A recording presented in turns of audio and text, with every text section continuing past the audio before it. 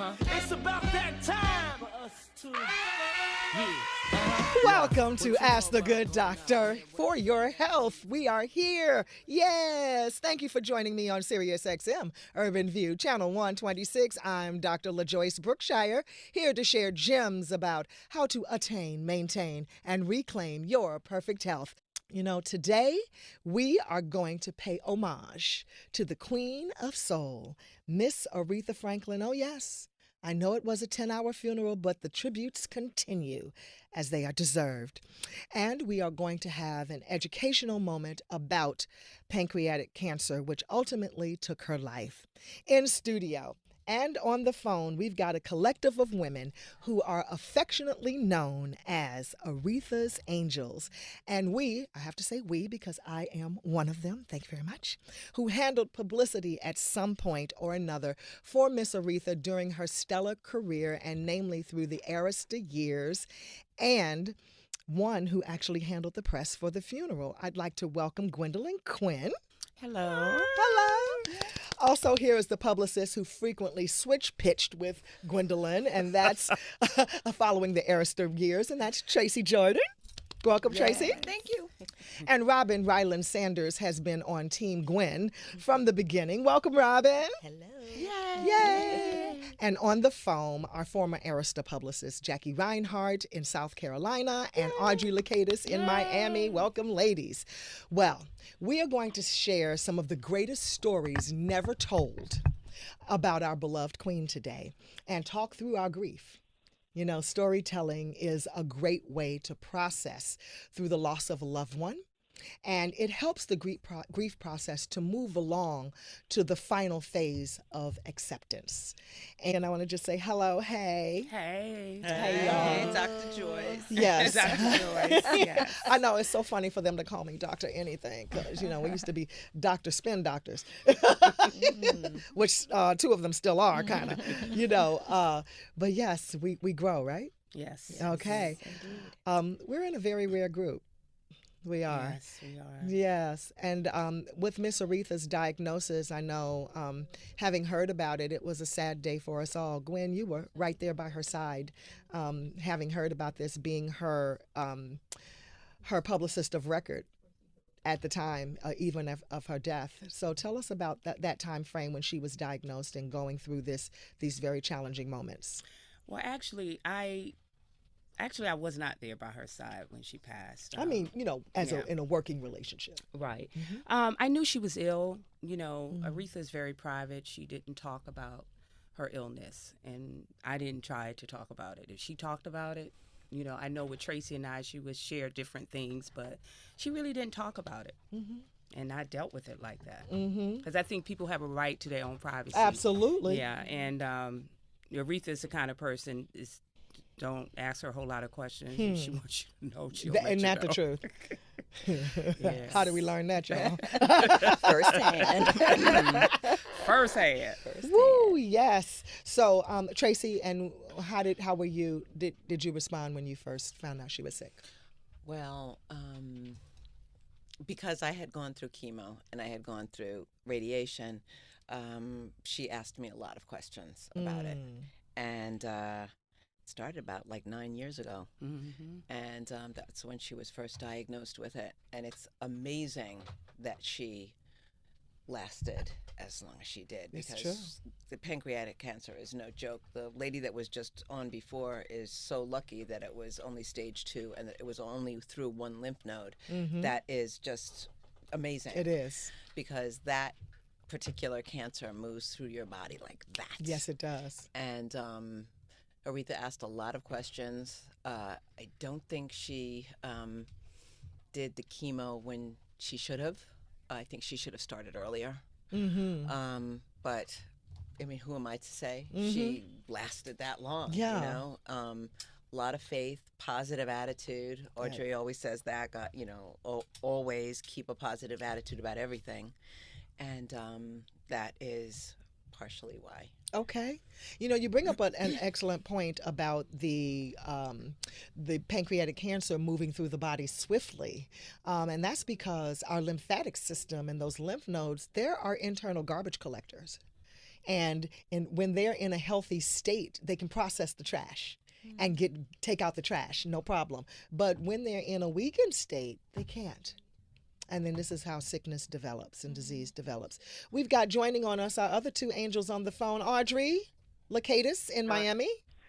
How are you? I'm well. How are you? Jackie Rhinehart in South Carolina. Hello. Hello, ladies. So we were just talking about how we felt when we discovered that Miss Aretha, Miss Aretha was diagnosed with pancreatic cancer. Ladies? Oh, well, this is Audrey. I was absolutely devastated. And, I mean, this is a woman that endured and overcame so much throughout her entire life and in her entire career. And to get that kind of diagnosis was just heartbreaking. She just didn't deserve it. She deserved to live a long and healthy life and enjoy her family and her grandchildren and her legacy. And you know, Audrey, I know that you have to go. You're going to have to leave us. I'm okay. Oh, you okay? Okay, great. And Jackie? Well, how I felt about it, quite frankly, was that I didn't really think that it would have taken her. I thought that, I guess, just given the grandeur of who she is and how she was, and she really never gave the impression of ever being ill in the time that I knew and worked with her. I'm seeing that there was never that feeling. I mean, Aretha may have had other phobias, but health was not really one of them. So everyone in her family. I'm sorry. Go ahead, Tracey. All of her siblings passed away of cancer. Did they really? Every single one of them. Yeah. Irma, okay, you're right, Cecil, now that I think about Carolyn. that. Yeah. So I think that fear was always there, that she was, going to get taken down by it. I think that was always in the back of her mind. You know, and I can't ever remember even her having a cold. Lost her voice, yes, from singing hard. Or screaming at you. Yes. See, I didn't want to say it. Did Aretha? She never yelled at us, right? No, absolutely. Ladies, little bit. angels. I have to say, I don't remember her yelling at me. Not to say it didn't happen, but maybe I've just blocked it from my memory. Yeah, you did. I was so in awe of her.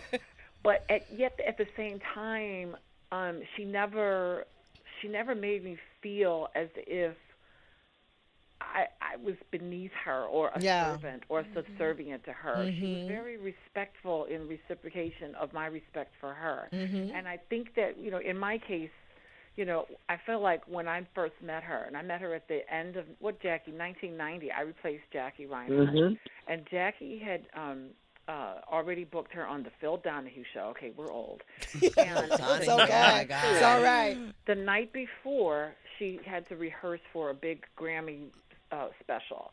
And I met her. She was cordial. And I'm sure in her mind it's like, okay, yet another label girl. I got to deal with new people every other week, whatever.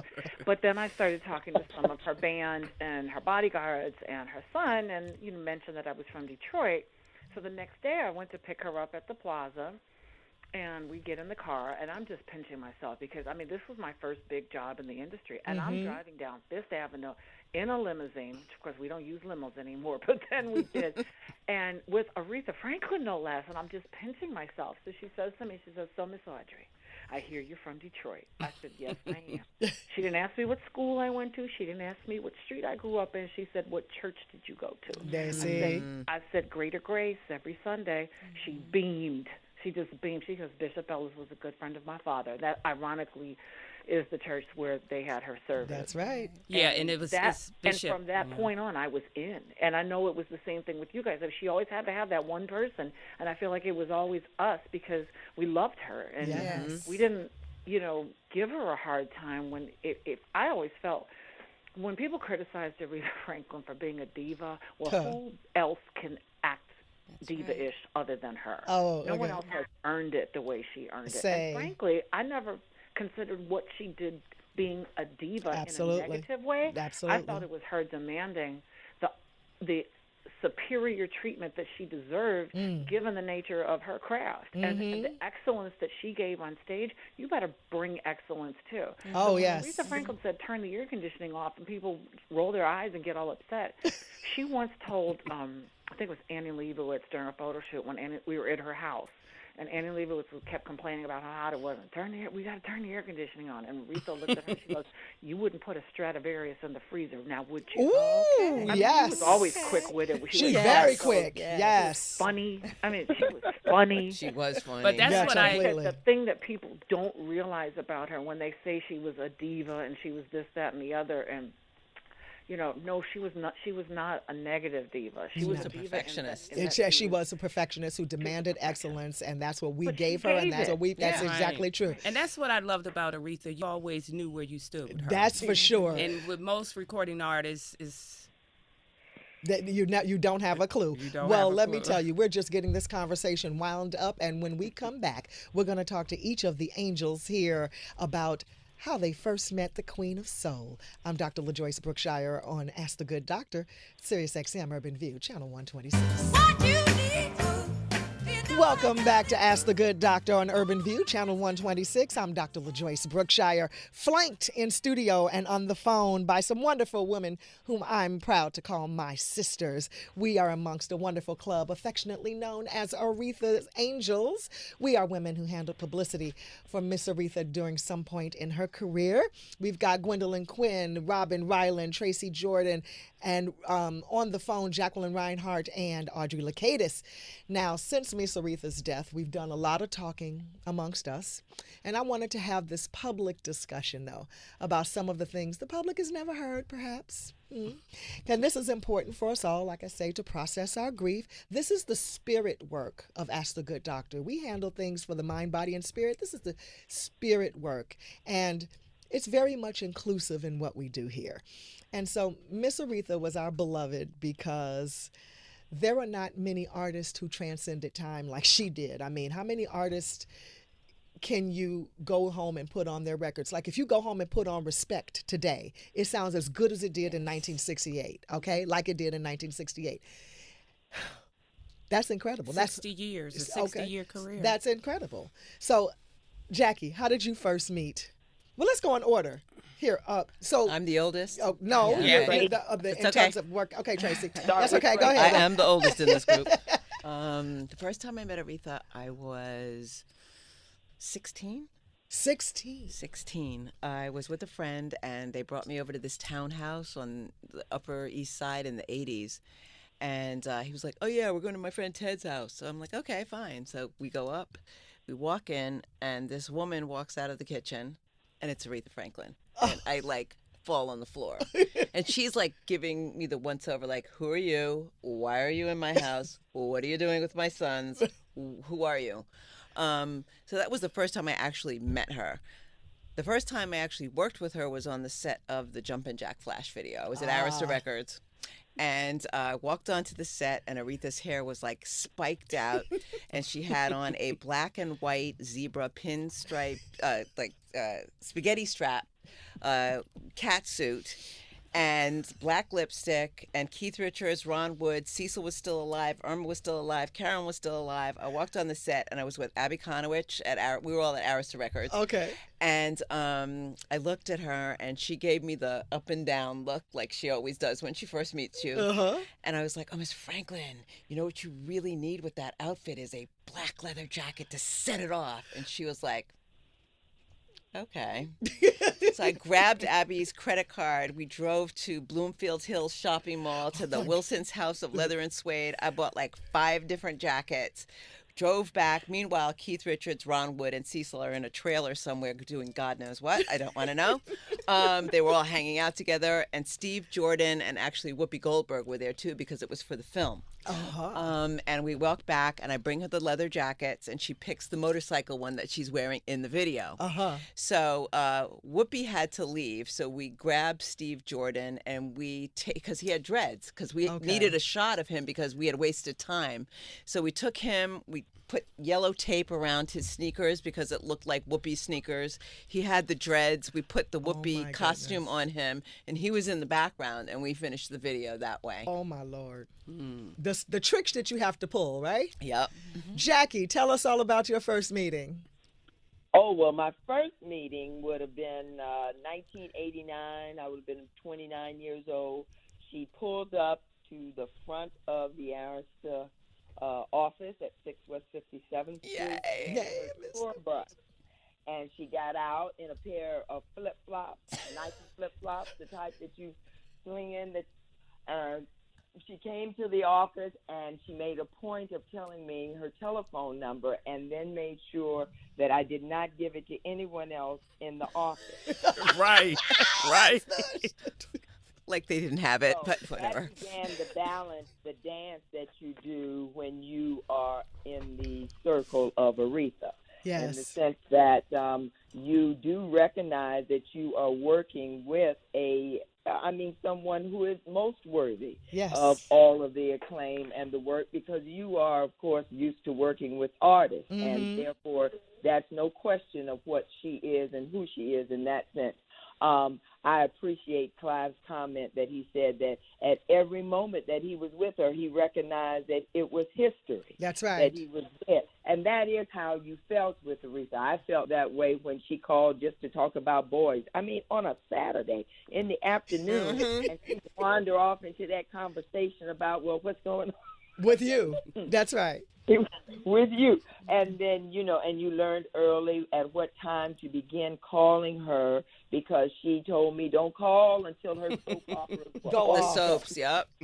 Her and Luther. So, yes, very much so. So those were the things, and you had to also just be in balance in that while she was that diva, that you couldn't be that diva. That's right. In terms of your relationships with people, because it required you to almost be egoless, because you had to also have a compassion for the people that you were working with, because you would definitely make them hit a certain bar. And, yes. And it could be an expensive bar, too, So. Yes.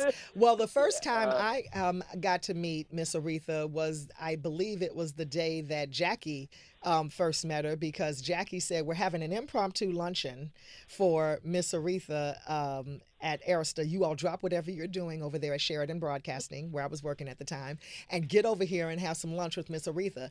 And so I did, but my first working relationship came years later at Arista, when we were doing something for her at the Harley Davidson Cafe. And honey, when the Queen was in town, it was all hands on deck. So the whole department is initiated. Somebody's guarding the door, somebody has a list, somebody's getting the food. And when they announced that she was on her way to the room, we all had champagne, and I put my glass down, and my butt hit the champagne on the table and knocked the glass over at the Queen's feet. I scoop up her gown, grab her hand, have her step over the champagne, snap my finger for the waiter, sit her down at a table, snatch her crudité off the table, and put it in front of her, and refused to let any photographer take her picture while she was eating from her tray. And the next day she called Clive and said, I want to work with LaJoyce. I was like, after what happened last night? Oh my Lord. Okay. So that was my first meeting. So Gwen. Audrey may want to go. Audrey said hers. Okay. Go. Okay, so I felt like I already knew Aretha because Jackie and I were roommates at the time, and she had talked about Aretha so much, so I already felt like I knew her. So when I arrived at Arista, LaJoyce, you were working the project. Yeah. So when LaJoyce left, I was, then in charge of the project, but I don't really recall when we met. She remembered our first meeting. I had short hair. Clive introduced us. Mm-hmm. And I think it was on a project that she was working. The thing about Aretha is, even if she didn't have a current record out, she was still called. She still had publicity needs, and you still had to take care of it. And I think we kind of met that way, opposed to her having an active project out. Okay. Robyn? It's funny. I don't remember our very first meeting, and I worked with her unlike the other angels. I started working with her post her being with a major record label. Uh-huh. So at the time, it was Gwendolyn and I, the girls. She would always call the office for the girls. And it wasn't necessarily confined to just record label business. Yes. It was all business, all the time. So, sometimes when you are working in the midst of a storm, you don't realize until you get out of the storm how fierce but wonderful it can be. Right. All right. And she was just, when I think back on the time that I worked with her, which was almost 10 years, I mean, she really exposed me to things that I never would have been exposed That's to. right. That's and right. I appreciate it so much. But when you are in that whirlwind, That's true. for me, I was not thinking, this is history. This is Aretha. It was Aretha. Yes. It was Miss Franklin to me. Okay. But all I remember are calls and voicemails throughout the night. Oh, my Coming gosh. in the And morning. then she learned how to text. Oh no, Tracey Jordan started the texting You and taught the her how to Facebook. text? I did. And, Aretha had beautiful hands. Yes. And she never let anybody manicure her nails. She had to manicure them Yes. herself. Well, her texting with her nails would often lead to mistypes Yes. and typos on the email, and you would have to sort of like turn it upside down to figure out what she had said to you, remember? And I started her with the exclamation points and the question marks because she copied what I did, but okay, it was my fault. Well, at first, we all know, all of us, that it was the faxes. Yeah, Oh my It God, was a yep, fax that's right. machine. The I'm fax sitting machine. on She the says, fax. I'm sitting Sitting on on the the fax. fax. I'm Sitting waiting on on that the fax, fax. Gwen. That's right. Miss Franklin, do you have paper in the fax? Wait, and then all of the phone calls, when you say the phone calls at night, what she do, she stay up all night and Yes. watch television, Yes. and she blow up your email, your voicemail. LaJoyce, I know you're not there, but it's 2:34 a.m. and I am watching E! Channel. I need you to find me that coat.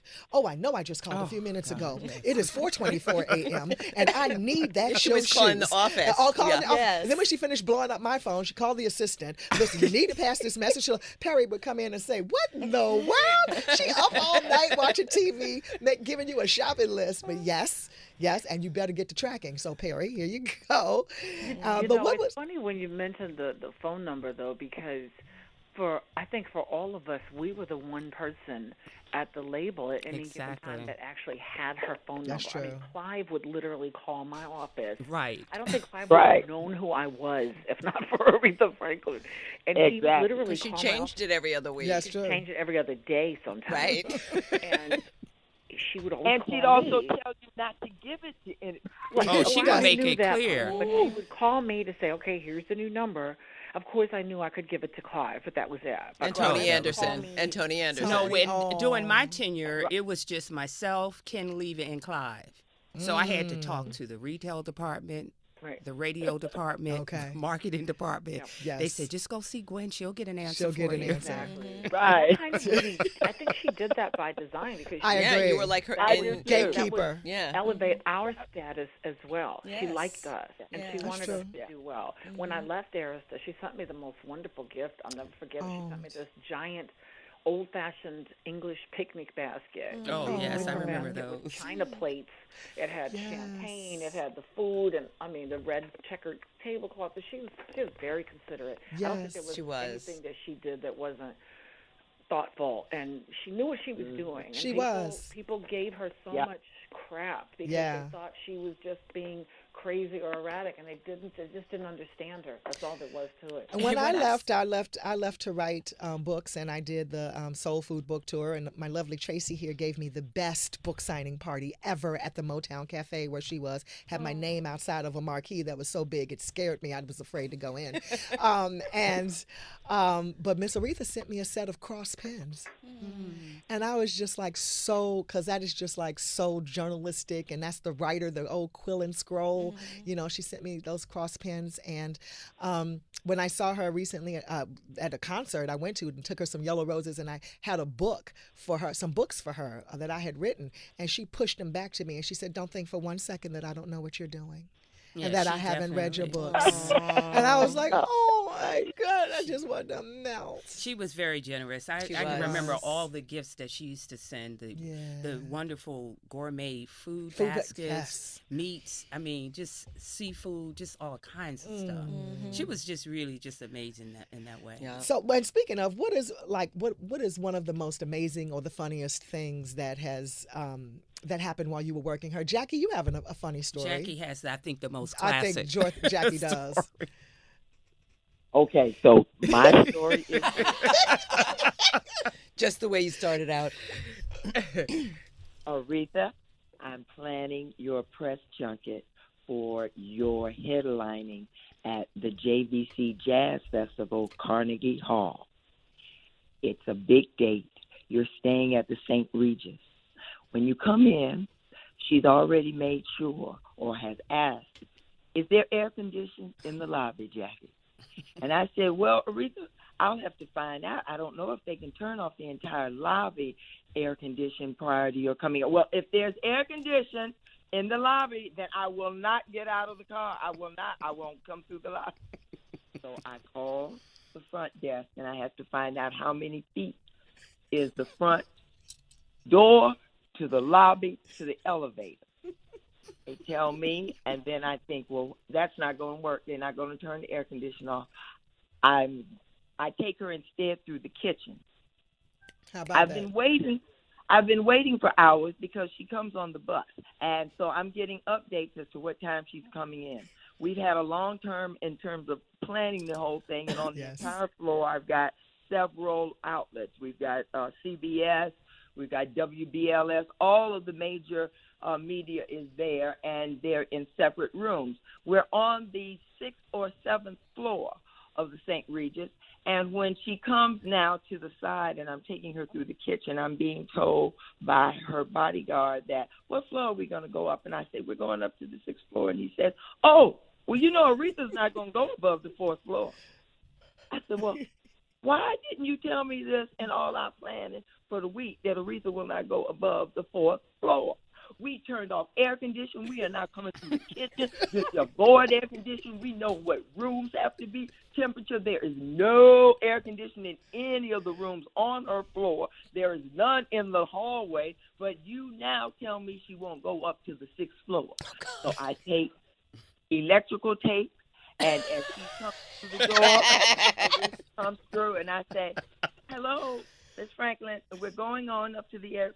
And she says, where are we going, Jackie? And I said, as I stand up, I take the electrical tape and I put it above the lights on the side, up above all of the panels so you can't see the floors, you can't see the panel lights, none of that. I stand with my back to the panel. I press the 6th floor. And I said, we're going up, Aretha. We're going up. And the door closes. When we get on the 6th floor, we go out. I take her into the first room. It's CBS. Does the interview partially. She all of a sudden, she can't see the floors because all the windows are closed. All windows are closed. It's just cameras, everyone's room. So I don't know how she knew, but at some point she began to feel wobbly. And she got up, and as she came to the door, she started to shake, and she said, I just can't do it anymore. I can't do it anymore. And that was it. End of interviews. I had to tell everyone that we had to cancel for the day, that Aretha was no longer doing interviews. She said, don't play me, Jackie. Don't play me. Well, you got to tell her what happened with Clive. Oh, my God. So, end of interviews. Aretha goes back to her hotel. She's at the Four Seasons. And then I get a call from Clive, and Clive says, oh, Jackie. Yeah. Aretha is mad at you. And I said, oh, Clive, I don't know. And I tell him the thing. He said, well, don't you know? Don't you know what happened? I said, no. He said, we gave a party for her after one of her performances at Radio City. And it was at the top in the Rainbow Room. And everyone was there, Jackie. Teddy Pendergrass was there. I know you walk in there. All the people were there. And Aretha never showed up. Because she was too afraid to come up that That's right. Mm-hmm. That's I said, right. well, Clive, well, why was the is World that Trade not Center. in her file? That's right. Oh, yeah. How is it no one told me that until now? Well, I suggest you go out and buy her a gift. And let me tell you, the So best I thing went in the to world was Bergdorf. Tiffany's or Bergdorf's across I the went street, to right? Bergdorf, and I bought perfume, and I had it delivered to her hotel. That night, she did Carnegie. We all went. And the first person she thanked from the stage was me. Yes. And she went on and she thanked Clive, and she went into her show. And he said, oh, Aretha was great tonight. Anger does her well. Anger does her well. Yeah, and you know what? So does adoration. One of my fondest memories is we were going to, she was hosting the R&B Legends, and we were staying at the Waldorf, and we came downstairs, and she had on full queen regalia, honey. Fur, gown, white and gold, and we're coming through the lobby, and there was some gathering for like some Ernst & Young Wall Street types, and it was all white men in navy blue suits and wingtip shoes. And somebody said, oh my gosh, there's Aretha. And these white boys were like, Aretha, Aretha, Aretha. And they parted like the Red Sea, honey, for Aretha. And she walked through nodding at them. And I was trailing behind her, glad to be in the mix. To be in the mix, right? And she was doing her pageantry wave, honey. And then somebody said, can I get a picture? Can I get a picture? And she stopped cold. And everybody froze like, oh my gosh, what's she going to do? And she said, one photograph. So I guess designated white boy stepped up and they snapped the picture and she nodded. He kissed her hand and we nodded and they parted like the Red Sea all the way to the front door. And I thought, wow. Yes, a force. Wow. But music transcends color. It really does. It does indeed. I remember for me, I have a lot of funny stories. Some I cannot share. Then you know what? You're going to hold that thought until we come back from a break, and we're going to come back with some more stories about Miss Aretha and her angels. I'm Dr. LaJoyce Brookshire on Ask the Good Doctor. We'll be back after this.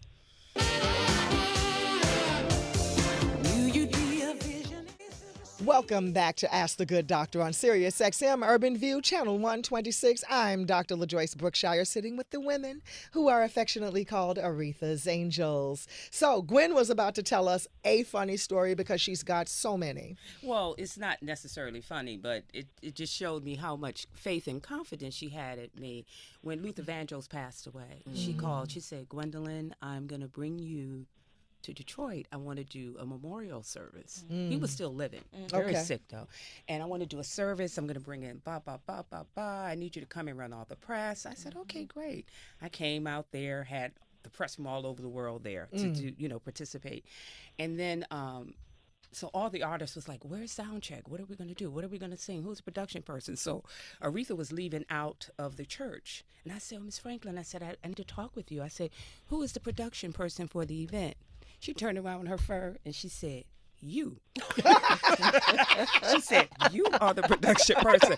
And then the other guy that worked at the church, he said, oh, honey, this church is old. You're going to need generators. He said, we need a production company. And Mount Bethel, like, right? A truck. No, it wasn't Mount Bethel. It was another church. Okay. And I just was I mean, I had to do all of this the same day. I had to get production people in place. I had to, we had to get generators because he said, oh, this performances. I'm not going to get through these performances. The lights are going to go out. Oh, my gosh. Well, we don't have much time left. Tell me, what's your favorite Aretha song, Robyn?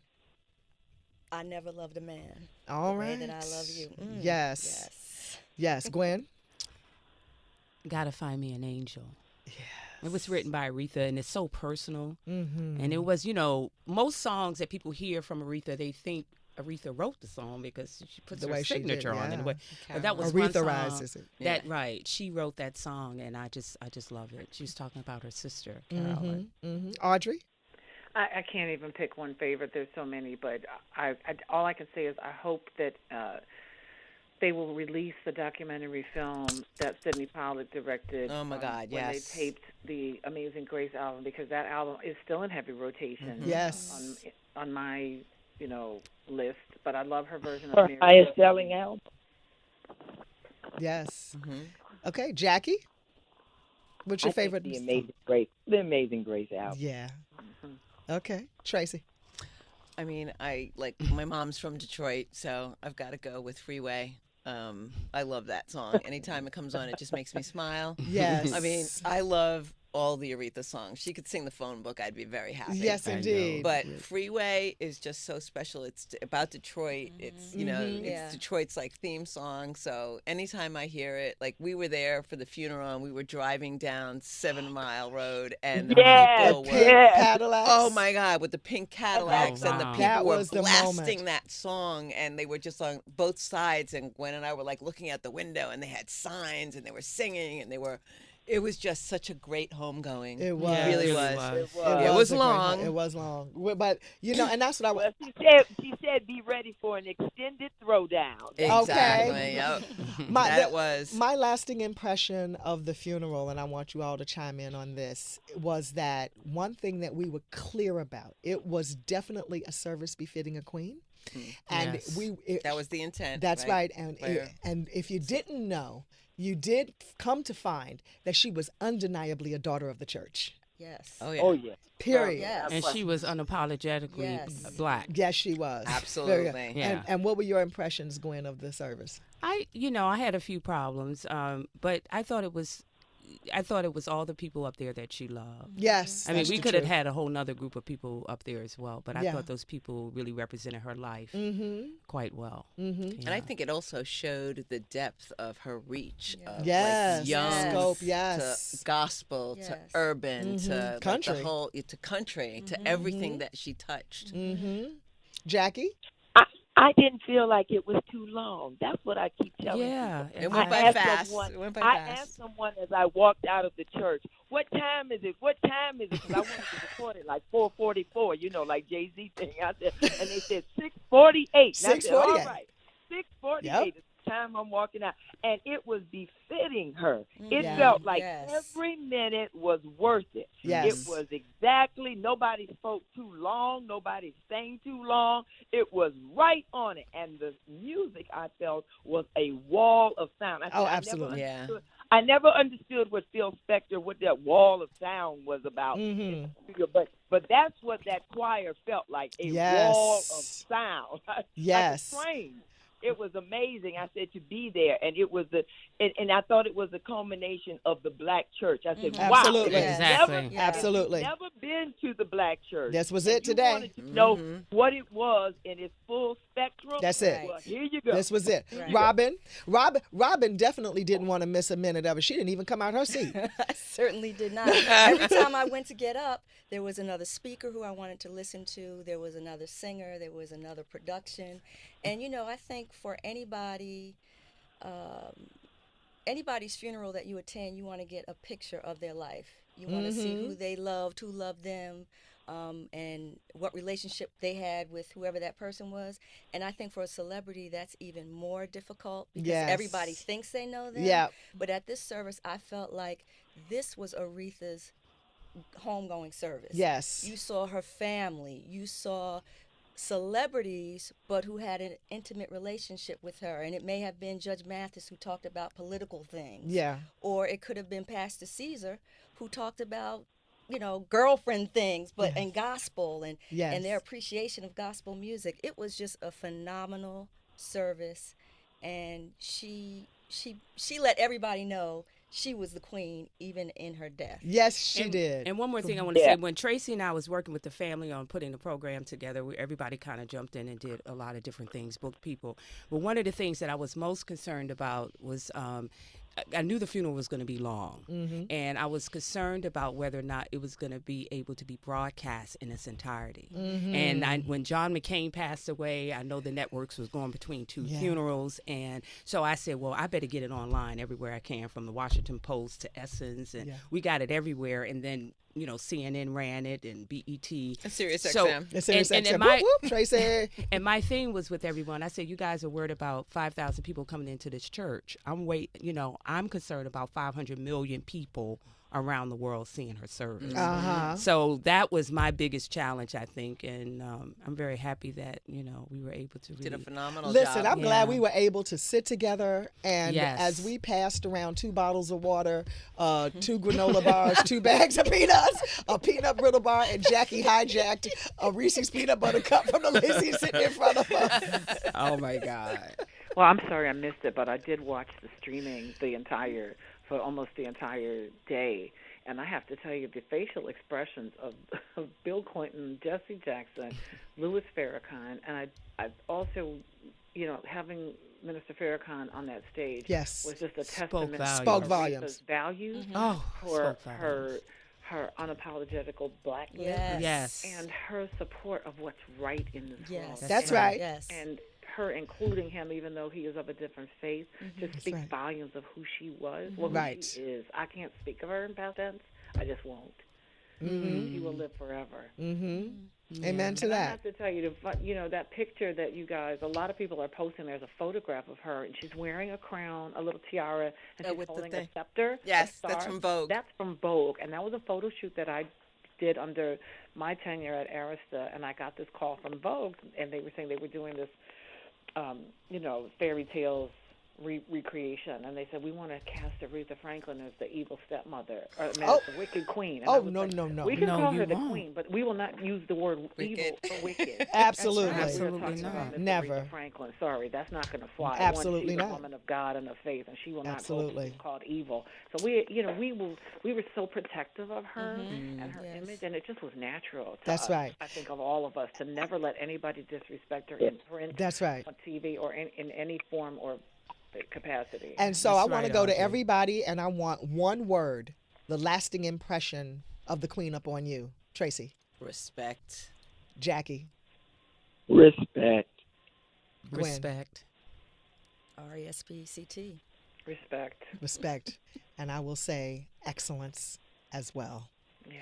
I want to thank all of you for being here today. This Warm was my heart to have you. Oh my fun. We need to gosh. We need to do part 2. Oh my part gosh. two. Well, remember, The and Aretha we should. Chronicles. The Aretha Chronicles. the Aretha Riri Chronicles. Chronicles. Well, remember to follow me on Twitter at Ask the Good Doc, on Facebook and Instagram at Ask the Good Doctor, and subscribe to my YouTube channel, Ask the Good Doctor LaJoyce Brookshire. And don't forget the Ask the Good Doctor live event happening in Las Vegas on Friday, September 28th at the Sahara West Library. If you'd like to be a vendor or if you'd like to come, register, send me an email at askthegooddoctor@msn.com. That's askthegooddoctor@msn.com. And I want to thank my team, the people who make everything go around here. Whoop, whoop. I got Tramel, my coordinating producer, Irving Wright, supervising producer, Michelle Joyce, the digital chick, and Dana, y'all, has graduated from assistant in training to assistant. Yes! Congratulations. She's awesome sauce. And we got Mahogany right. and Winter on video. That does it for me. Remember to let your eyes shine, cut back on the wine, get good food fast, and go easy on the greasy. Until next week, say a little prayer for our Queen of Soul, Miss Aretha Franklin. God bless you.